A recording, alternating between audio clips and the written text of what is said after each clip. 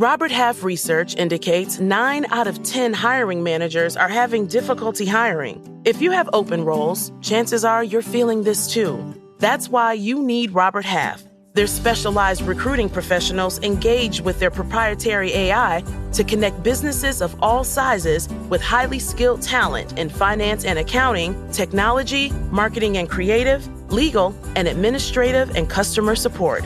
At Robert Half, they know talent. Visit roberthalf.com today. Ladies and gentlemen, boys and girls, and those who don't identify as either, you are listening to Ratchet and Respectable. I must have sounded really bad in last week's episode because so many of y'all wrote in to be like, are you okay, sis? And then also a lot of people wrote in, more people, with their own stories of insomnia. This one woman told me she had insomnia for 10 weeks. And another woman said it went on for 3 years. And I was like, I won't make it.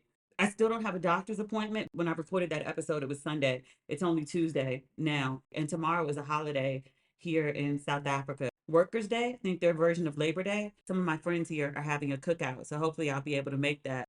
I'm better than I was on Sunday. Still not back to normal. I went to sleep last night at 11 o'clock and then I woke up at 3. It's 12:09. It's noon right now and I haven't been back to sleep. But that's more sleep than I usually get. Right now, my goal for the day is to fight it out until 7 o'clock.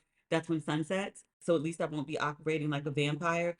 Trying to stay up for those long stretches, trying to reset my clock sounded like a good idea, but clearly didn't work.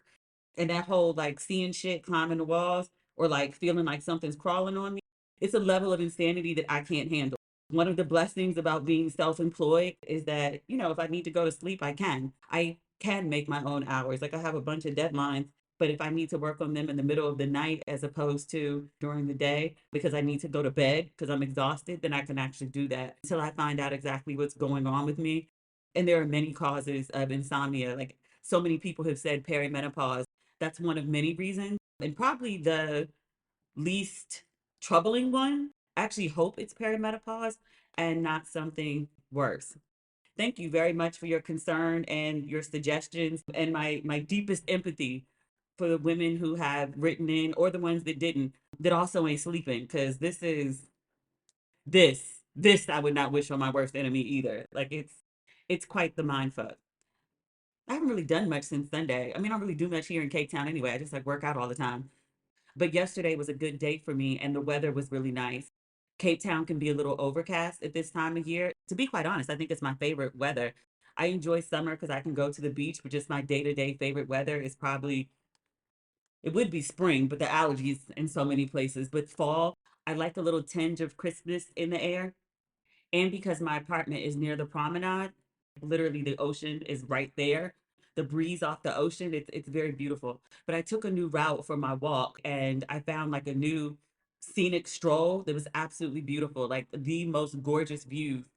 It's one of my favorite things about Cape Town. There's just so much natural beauty here between like the mountains and the water, or the way the houses sit in the hills, or these rooftop restaurants with these awe-inspiring views of the mountains and the water and the houses all together at once. Every day is a magical sunset. I can see the sunset from my bedroom window straight on and go on an angle if I'm sitting in my living room. I really love this place. It's just very white. I live in an area that's very expat. It's also very Jewish. It kind of has Crown Heights vibes sometimes, but without like the black people on my side of Eastern Parkway, like the other side of Eastern Parkway.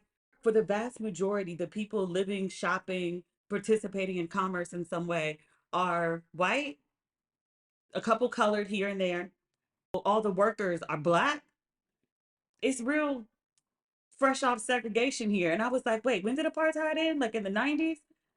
I like it here and I could live here. I just couldn't live here full time. If I was white, maybe, but as a black person, mm-mm. What's going on in the world? I haven't been watching good TV. I've been watching reruns of, what's that show? House of Cards. I think I'm a teeny tiny bit homesick, which is weird because I've only been gone just over a month. It usually takes me at least 2, 3 months to get homesick. But whenever I start watching shows about DC, that's always a sign. And I don't really think I ever really watched the final season of House of Cards.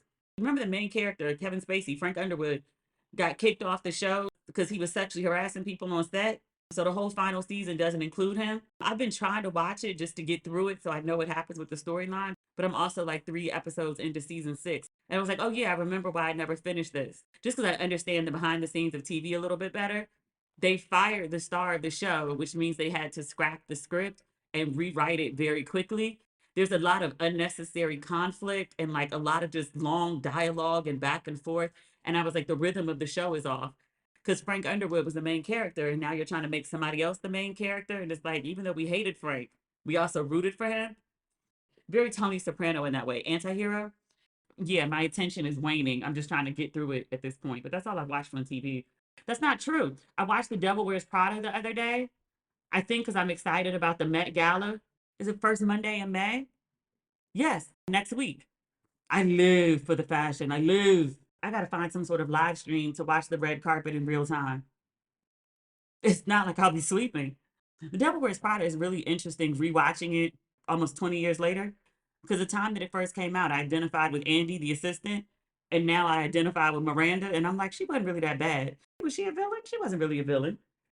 She was strategic, she was smart, she was cunning. Those are traits that are praised in men, not so much in women.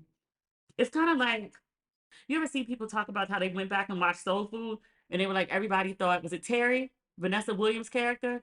They were like, at the time it came out, everybody treated her like the villain, but they were like, in retrospect, wasn't it really Vivica? Like, you stole your sister's man, married him, and then you don't understand why your sister's mad. I mean, I guess it had been like 20 years. She probably should have let that go. But then her husband also wasn't ain't shit, and then everybody was relying on her to pay for everything because she had a good job. And I was like, yeah, you're asking a lot from this lady. It wasn't really doing much in return. Like, was she the villain? I don't think so. We have good black news this week. The Rock and Roll Hall of Fame. The inductions are not happening until, what did I read? October? But the 2024 list of inductees just came out last week. I missed it when it first came out. I'm looking at Hollywood Reporter. It came out April 21st. It includes, I don't care how this is listed, Mary J. Blige. That's why I'm so excited. Mary J. Blige is being inducted into the Rock and Roll Hall of Fame, along with the Tribe Called Quest and Kool and the Gang. Also on the list are Cher, Ozzy Osbourne, Peter Frampton. I've heard that name. I can't name a Peter Frampton song, but I know his name enough to know that he's important. I mean, the induction into the Rock and Roll Hall of Fame might be a giveaway. Foreigner, can't name a song. I think it's a group. I'm pretty sure it's a group. And then also Dave Matthews Band. There was a time in my life where Dave Matthews Band was probably the most number one played song. We didn't have iPhones then, or even iPods. We had portable CD players, and I would wear out Dave Matthews Live from Red Rocks. My friend Will, this is in college. I might have been a sophomore, junior, sophomore, because I remember Will lived on one side of campus and I lived on the other. But when I was on his side of campus for classes, I had this 2 hour break in between classes, and it made no sense to go all the way back to my side and then go back to the other side. Even taking the bus, it was just a headache that took forever. So I would go hang out in Will's room in between classes, and Will's just a homie. He and his wife were actually in Ghana when I was there. I only got about an hour to spend with them because they were in and out and they were staying outside of Accra. But it was really good to catch up with them. That's not the point. The point is, I go to Will's room and he's listening to this music, and it's like white people music, and it's really good. And like, I went to school with white folks. I still listen to hip hop, but I also was like, Oasis and Green Day and Alanis Morissette and Jewel. Like, that was my shit when I was in high school. I put a Green Day poster on my wall. And my mother saw it and was like, take that down. And I was like, why? Why can't I have Green Day? And she was like, that's no. I was like, Mommy, Green Day is wonderful. And she was like, yeah, no. Also, not the point. But I asked Will, I was like, oh my God, who is this? And he was like, you don't know a Dave Matthews Band? He's also a black dude from PG County. I'm from the Mitchellville side. He's from the Fort Washington side, further down the Beltway. But he was really into Dave Matthews Band. So he put me on. And I went to the store because there was no downloading, and bought the CD. And I remember when Live at Red Rocks came out, Will called me all excited. He was like, yo, this Dave Matthews Band has a new album. It's live. And I was like, oh my God. And I went to the store that day to get the new album. CD. I said album. CD. I ain't that old. They did still have albums. I remember life before CDs too. But that's not the point. The point is, I'm really excited about the inductees. Congratulations to all these people, but they perform, right? Missy Elliott was inducted last year and she performed. Mary J. Blige is going to perform, right? And then also Dave Matthews Band. I'm hoping. Scrolling down the article, there's also a couple other Black folks that are getting awards. It says the prestigious event will also honor Dionne Warwick, the Dion, Big Mama Thornton, and then Suzanne DePass, i.e., the woman who wrote Lady Sings the Blues, which I think is one of the best films ever made. She was at ABFF honors when I was in LA, and I didn't know she was going to be honored.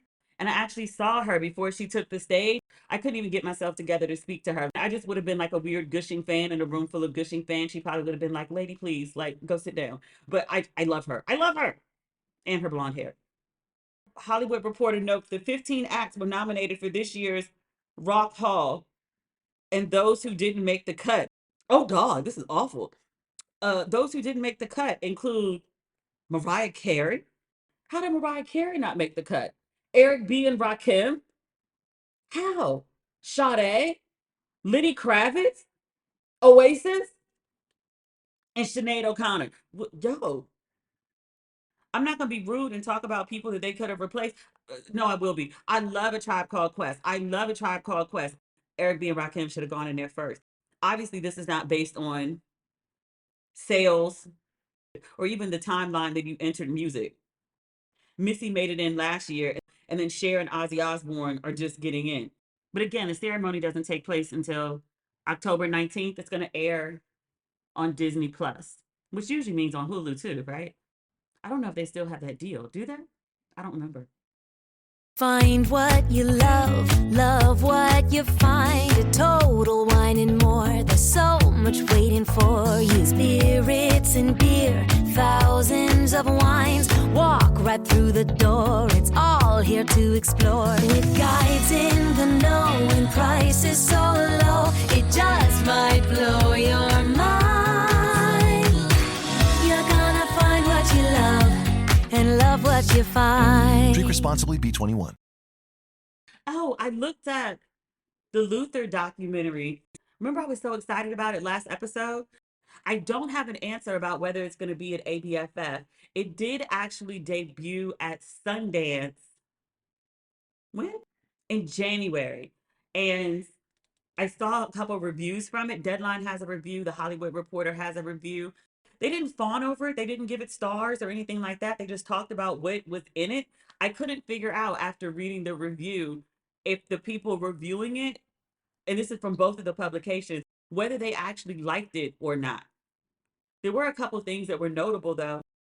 It's in conjunction with Sony, which I only mentioned because Sony owns Luther's catalog. So the documentary has access to all of his music. So it's not just snippets here and there. They've got, they say 1,500 hours of Luther backstage, in studio, behind the scenes. There's tons of concert footage. They noted that Patti LaBelle, she and Luther were really, really good friends. When I think Luther, I think of his bestie as Patti LaBelle. She's not featured in the documentary. She was interviewed, but they chose not to use her footage. Either Deadline or Hollywood Reporter, I read them back to back, so I don't remember which one. But they noted that Patti LaBelle's lack of inclusion isn't because, I guess Patti made some gaffe. She was on Watch What Happens Live with Andy Cohen, and she, for lack of a better word, outed Luther. She said that he wasn't open about his sexuality. He thought his family would be disappointed. And a lot of people were like, hey, hey, hey. Like in his lifetime, he never publicly spoke about his sexuality. And yes, he's been dead for a very long time, but still, it's not your place to tell the world about who he loved or how he loved or any of that, especially when he didn't talk about it publicly. But the article made a point to note, but that's not why Patty's not included. The director said that they wanted to give fresh perspectives, and they said that Patty didn't offer anything fresh to the documentary. And I was like, I find that very hard to believe. I mean, it's Patti LaBelle. She will give you side eye and one liner. Like you interviewed her and then you didn't include anything. Like she's Patti LaBelle. Luther's family gave the green light for the documentary. Both articles I read noted this is the first Luther documentary, and he's been gone for about 20 years. Many people had wanted to do a Luther project, and the family shut it down. They decided to say yes in this instance, but they're heavily involved in the project. And I was like, I wonder if one of the family members, and this is pure speculation, I have no inside knowledge, but I was like, I wonder if one of the family members vetoed Patti LaBelle. I know the director said it's not because of what Patty said on the show, but I was like, I just find that very hard to believe that you went through the trouble and effort to get an interview with Patti LaBelle. And it was like, you know what, we're just going to leave this on the cutting room floor because she ain't say nothing of value. It's Patti LaBelle. But yeah, so the documentary I read doesn't really touch on his sexuality just because it's something that he never publicly addressed. And so they let his family and colleagues speak for him. And they say that, like he never addressed it. So, it is what it is. That's an interesting choice. But also the one I would want my people to make, God forbid something happened to me. Don't go spill all my tea just because I'm dead. I absolutely will come haunt you. Was there anything else? Oh, the film doesn't have a distributor. I read an interview with the director that came out, I don't know, 2, 3 days ago, no later than Thursday of last week. And the director pointed out, and she was like, yeah, like everyone's excited about this documentary. It's got the backing of Sony. It's got this amazing lineup of executive producers. It's got all these A-listers doing interviews. And for whatever reason, like nobody's bought the film yet. And I was like, that's weird. Luther sold something like 50 million albums. Like the man is popular. I don't understand why the film wouldn't be picked up. I'm sure it will get picked up, but I just think it's weird. It debuted in January, and here we are in May, and nobody picked up the documentary yet. No, don't strike you as odd. Hmm. Oh, since we're speaking about singers, also on my list of things, and this is a genuine query because I was like, do you know something I don't know? Who's performing at Essence Fest? It's it's April 30th. Essence Fest is 4th of July weekend, as it has been for the last 30 years. Who's performing? I'm not trying to be shady. I'm not trying to be funny. I'm actively working on trying to go to Essence Fest, but I'm also like, who's performing? I have no clue. I went on the website. There's nothing. It's just like tickets are on sale. To see who? I'm very confused. I thought when that Usher cover came out that that was a sign that they were about to announce that Usher was going to Essence Fest. And to my knowledge, he's free during that time. His tour doesn't kick off until August 14th. Yes, I'm looking at my notes. August 14th in Atlanta is when his tour starts. So I was like, July 4th to 7th. I'm acting like he ain't got nothing else to do. Like this man ain't newly married and ain't got like, what, 4 kids? All of whom are minors. None of his children are grown. I'm acting like this man ain't got nothing better to do. Still, Usher headlining Essence Fest will be actually quite amazing. I called over to the magazine. This is when the cover came out. And I was like, is this a sign? Is this implying what I think it's implying? And my friend was like, what are you talking about? And I was like, Usher on the cover. And she said, what about it? It's like the sexiest men issue. I was like, yeah. Is Usher going to be headlining Essence Fest? And she was like, not to my knowledge, no. I said, what do you mean, not to your knowledge? No. I said, not to my knowledge is the answer I give people when I'm pretending I don't know something that I know. Like sometimes I really don't know, but most of the time that's the answer I give so I can't be held accountable. And she was like, no. I was like, did y'all try? Did y'all try for Usher? I tried to call over and find out just to guess around. If I found out, I wouldn't be able to tell you, but I'd at least try to give you a hint and be like, go ahead and get them tickets because it's worth it. I genuinely don't know. It has to be announced soon. We're damn near 2 months out. My birthday is July 9th, and it's a production this year. My birthday is a much smaller production than the lineup for a full festival, and I've already got that planned out. Who do you want to see headline Essence? If Essence could fuck around and get Beyonce to do her new album to headline the festival, that would be an amazing get. That's what I would like to see. That's the budget though, baby. They would have to spend good coin. But I think they make their money back real quick. Folks that ain't got coin, find coin for Beyonce tickets. If not Usher, I would like to see B. I think this is my favorite Beyonce album, to be quite honest. I saw a comment the other day that was like, all she talks about is Beyonce. And I was like, I mean, she putting out good content right now. The early years, I used to drag Beyonce. I didn't become a fan until Lemonade, I think. The whole cater to you phase. Or like singing Ave Maria in lingerie. And I was like, we're going too far. We're taking this too goddamn far. Tap me on my shoulder, I'll roll over. Absolutely not. Don't wake me up when I'm asleep. I hate to report this news, but I feel like we must. It's in the zeitgeist. Meg Thee Stallion is being sued. She's being accused of some very salacious and wild behavior. Let me see if I can pull this up. It's an Usher site. Usher. Oh, whale watching. I'm trying to figure out this whale situation. That's half the reason I'm in South Africa. When I came back over to Africa, and I was intentionally speaking of the continent as a whole, because I knew I was going to do multiple countries on the continent. When I came back over in November, I had two big goals. One of them was to see the gorillas, which I did when I went to Rwanda, and the other one was to do a whale safari. There's a place 2 hours from Cape Town called Hermanus, which is like the whale watching capital of the world, but they do like a sea safari. So they have great white sharks, they have whales, they have dolphins, they have all sorts of like, animals to be in the sea, but like the big animals. So I want to go on a sea safari. Specifically, I want to see a whale tail in the ocean. And then I also want to see a whale jump up, do a spin, and then go back into the ocean, like a gymnast whale, like a Simone Biles type whale. That's what I'm looking for. That has nothing to do with anything. The page just popped up when I was looking for the story about Megan. We're looking at this on thecut.com. The headline is Meg Thee Stallion accused of harassment in new lawsuit. It was new as of April 24th. I heard about it the day it happened. A bunch of people sent it to me. But I call Meg niece Meg. Like Duchess Meg is cousin Meg, and Meg Thee Stallion is niece Meg. I love them both for different reasons. But I'm very protective of Meg. I didn't like to hear that she was being sued. And I hope that the behavior that she's accused of, I'm like, girl, you didn't do that shit. Tell me you didn't do that shit. I hope she didn't do that shit. She probably did that shit. Because this is kind of crazy. Let's see. In a lawsuit filed in Los Angeles County Superior Court, Meg Thee Stallion, her companies, and Roc Nation, oh dear, are all being sued by Megan's former cameraman, Emilio Garcia. He accuses the singer of a hostile work environment and harassment. And he says he is owed more than 6 figures in back pay, and that he endured fat shaming and, quote, intolerable working conditions that resulted in physical sickness and emotional distress during his time working for the singer. I believe this is a civil suit.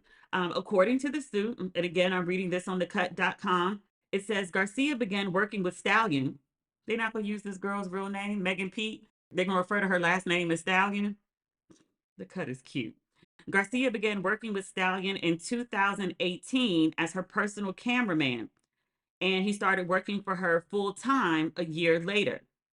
He says that in June 2022, which he would have been employed with her 4 years at that point, he says he traveled to Ibiza with Meg. He says after a night out, Meg and 3 other women, and him, obviously, were in an SUV together when Meg and one, they keep calling her Stallion, it's throwing me off. When Meg and one of the women began having sex next to him. He says he was, quote, embarrassed, mortified, and offended throughout the whole ordeal. Also, he could not escape the situation because they were in a moving car in the middle of nowhere in a foreign country. In an interview with NBC News, he elaborated, I was kind of frozen and I was shocked at kind of just the overall audacity to do this right beside me. I think I would feel the same way if something like that happened. I also like to think I would speak up, but then, that's his boss. It's not just like his homie. So that changed the dynamics. Garcia says the day after the incident, Meg warned him, quote, don't ever discuss what you saw. According to the lawsuit, Garcia claims that during that same trip, Megan called him, quote, a fat bitch and told him, spit your food out and said, you don't need to be eating. Huh? The complaint claims that the harassment was so severe or pervasive that it created a hostile, abusive work environment for Garcia. In his NBC interview, he said, to hear someone who advocates about loving your body tell me these things, I felt degraded. He says, additionally, upon returning from Ibiza, he says that his compensation structure changed from a monthly flat rate to being paid per task, and that he saw a decrease in bookings from Meg and her team. He says, on top of the harassment allegations, he accuses Meg and her companies of multiple wage and employment violations. He says he did not have basic insurance coverage while working for Meg. He also says he was employed up until June 2023 when Roc Nation notified him the night before a scheduled gig that, quote, his services would no longer be required. He believes that his firing was in direct retaliation for his complaints about the ongoing illegal behavior and failure to pay him properly. He says the behavior of Meg, Roc Nation, all the people he's suing, caused him to face a loss in earnings and other employment benefits, as well as physical injuries, physical sickness, and emotional distress. He told NBC he is seeking interest on his unpaid wages, unpaid overtime wages, statutory penalties, and wage penalties pursuant to California's labor laws, and punitive damages to cover the costs he incurred, including attorney's fees. His lawyer, who also represents the former dancers who sued Lizzo, whatever happened with that? Did Lizzo settle? I haven't heard anything about that. But the attorney says, quote, Megan just needs to pay our client what he's due, own up to her behavior, and quit this sort of sexual harassment and fat shaming conduct. I'm not laughing at what he said or the allegations. I'm laughing at the way he phrased it. The lawyer continues, Emilio Garcia should never have been put in a position of having to be in the vehicle with her while she had sex with another woman. Inappropriate is putting it lightly. I agree. He says exposing this behavior to employees is definitely illegal. Meg's attorneys deny the charges. They say this is an employment claim for money with no sexual harassment claim filed. Meg's attorneys point out, although there's these very salacious details of Meg allegedly having sex with this woman in the car, what's actually been filed is an employment claim for money. Her attorneys note that there's no sexual harassment claim filed. And he says these, quote, salacious accusations are just an attempt to embarrass her. He says he and his client, Meg, will deal with this in court. Garcia's attorney responded to Meg's attorney. He said, quote, we have to stop expecting that those who work for stars to just deal with this egregious and illegal behavior and suck it up and be thankful for their access. That is a recipe for abuse and treatment and underpayment. Oh dear. As I said before, I hope she didn't do that shit. We'll follow this story the same way we follow all the stories of all these celebrities who've been sued recently. We'll keep an eye on this story. I feel like there was another lawsuit we were supposed to talk about. Is it Drake? I don't really particularly care about that. Drake is one of the many rappers that are involved in beef right now. Drake put out this song about Kendrick. I would go read you the lyrics, but it's really not that interesting. It pales in comparison to Chris Brown and Quavo. It perhaps might be wittier, but it's not gullier. The singing nigga, that's what he referred to himself as. The singing nigga is more gully than everybody beefing right now. Drake puts out this song to get at Kendrick, and he uses AI to recreate, I think it's Tupac's voice and Snoop's voice. I think using either one of them is crazy. Snoop, because he's alive. If Snoop wants to drop a verse and get involved in your beef, he can easily do that.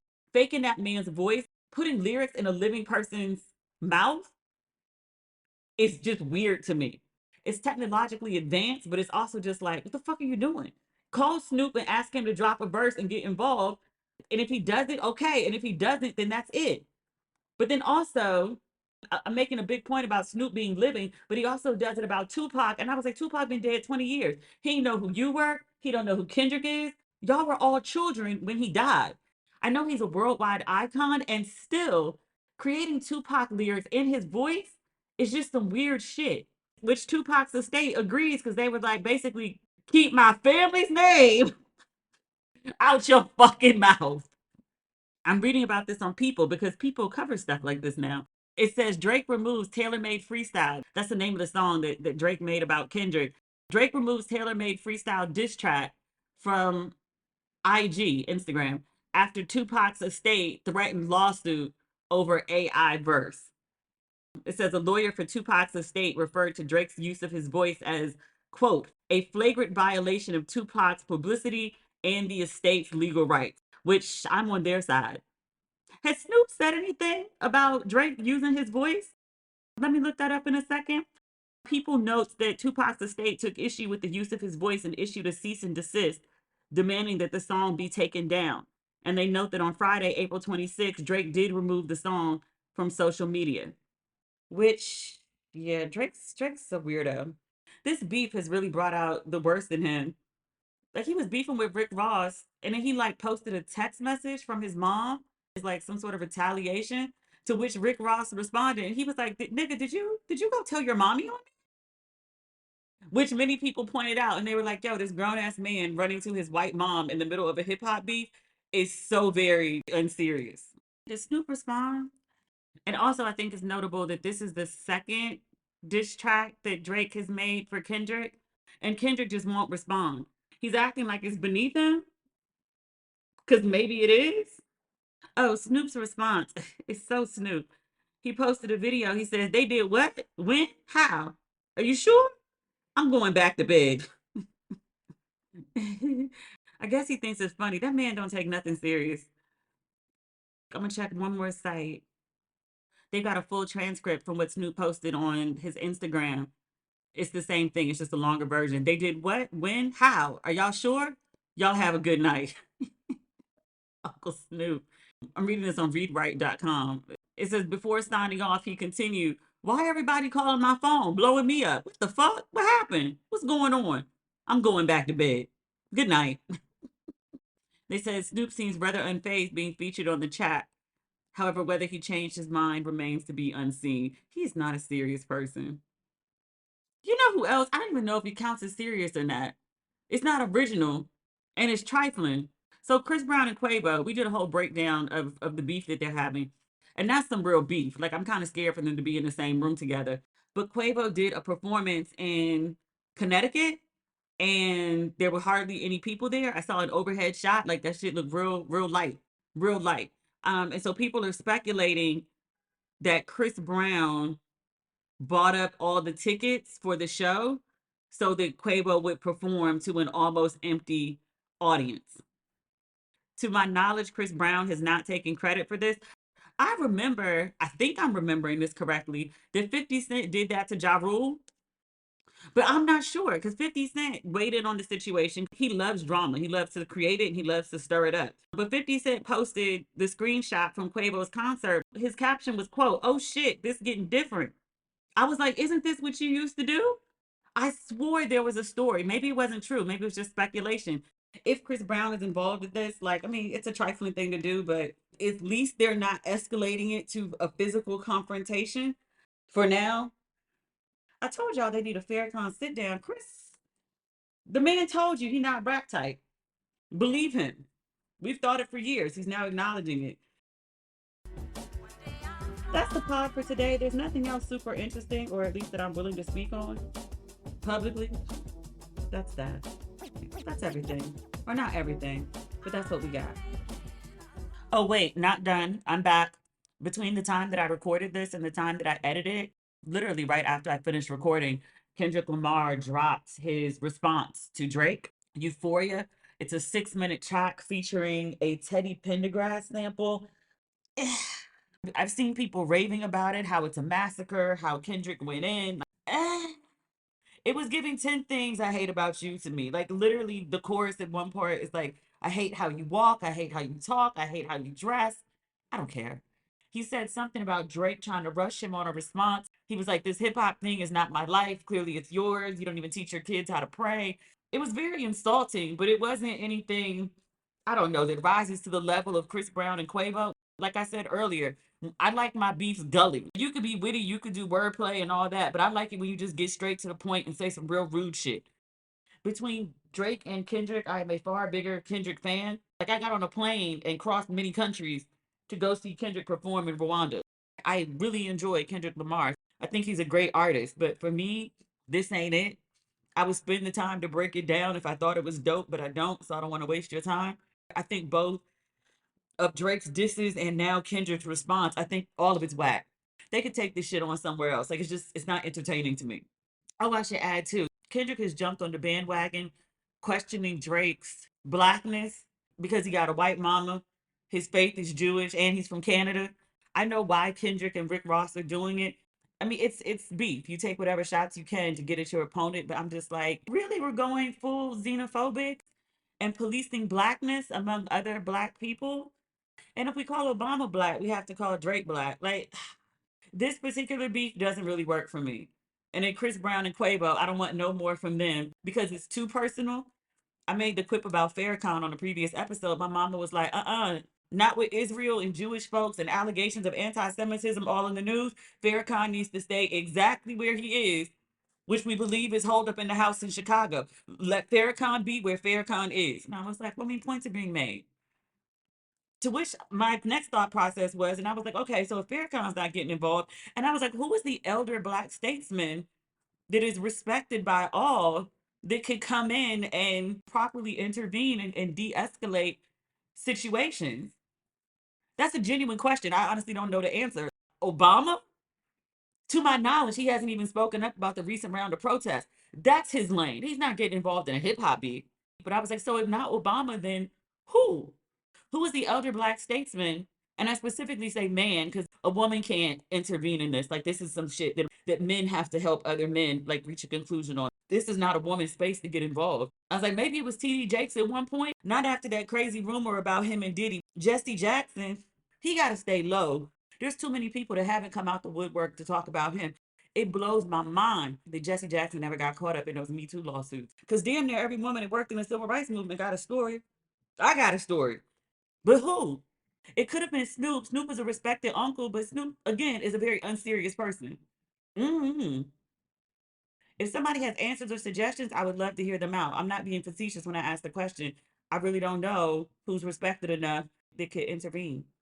But that's not the point. The point is, after much delay, Kendrick has dropped the response, and like half the population is going crazy over it. And then the other half is like, y'all just desperate for some drama. Can't we all just get along? I guess not. All right, that's actually the episode for this week. Okay, back.